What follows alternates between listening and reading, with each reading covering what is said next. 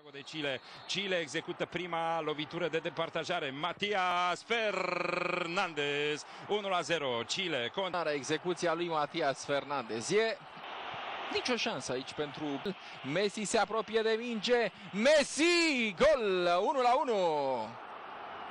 Așteptăm un șut aproape de perfecțiune și a ales un colț al pe plasa interioară. Citoria Claudio Bravo. Vidal se apropie de balon. Șutul lui Vidal.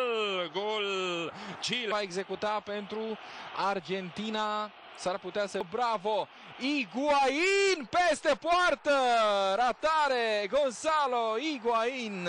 La această ratare este atât de importantă. Trimite, pentru clasa lui Higuaín destul de mult. Un om sigur, Charles Aranguiz față în față cu Romero.